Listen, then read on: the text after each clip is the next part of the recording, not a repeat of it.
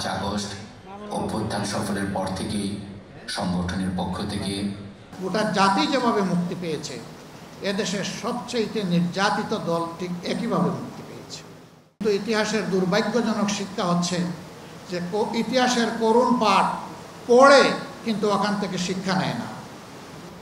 আজকে যে ক্যামেরাগুলো জাতির সামনে এই বক্তব্যকে তুলে ধরার জন্য এখানে অংশগ্রহণ করছেন, তারাও ফেসিবাদের থাবা থেকে মুক্ত ছিলেন না।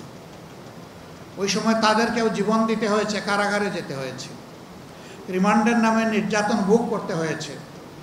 বিদেশে বসে যারা বাক এবং কলম যুদ্ধ চালিয়েছিলেন দেশের বুকে, তাদের আপনজনকে হেনস্থা হতে হয়েছে, জেলে পুরা হয়েছে। এক্ষেত্রে নারীদেরকেও ক্ষমা করা হয়নি। এদের রুচি কত নিম্ন স্তরের ছিল এখান থেকে এটা উপলব্ধি করা যায়। সেই বন্দিদশা থেকে শ্বাসরুদ্ধকর অবস্থা থেকে যারা নিজেদের পবিত্র জীবনটা বিলিয়ে দিয়ে আমাদেরকে এমন একটি পরিবেশ করে দিল, আমি তাদের সকলের প্রতি হৃদয়ের ভিতর থেকে গভীর শ্রদ্ধা এবং আন্তরিক কৃতজ্ঞতা জ্ঞাপন করছি।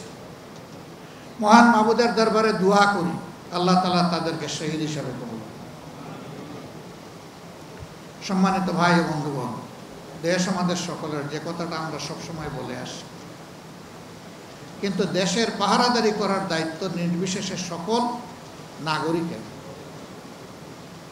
এই কাজ কিছু লোক করে, আবার কিছু লোক নাগরিকের শান্তি কেড়ে নেওয়ার জন্য অপকর্মে লিপ্ত হয়। অপকর্ম যারা করে তারা এটাকে পেশা হিসাবে বিবেচনা করে।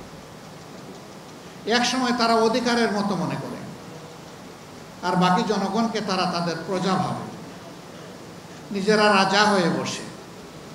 কিন্তু গাছের গুড়ায় যখন ঝাঁকুনি দেওয়া হয়, ওই ডালে ডালের রাজারা তখন উড়ে গিয়ে অন্য জায়গায় পড়ে যায়।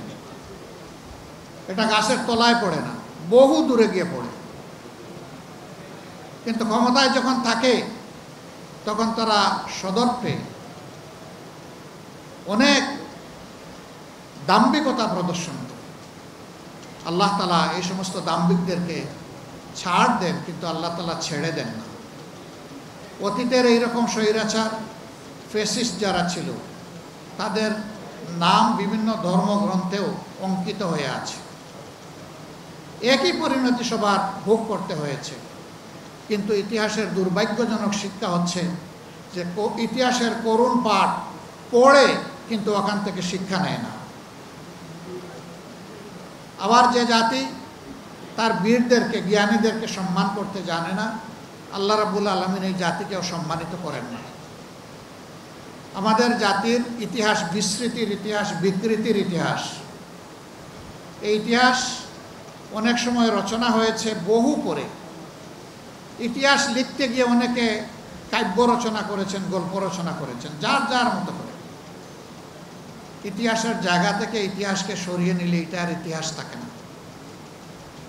বাংলাদেশ জামাতে ইসলামী অনুভব করেছে রাষ্ট্রের উদ্যোগে করে গেছে আমাদের দাবি, কিন্তু আমরাও একটা দায়িত্বশীল দল হিসেবে আমাদেরও কিছু কর্তব্য আছে।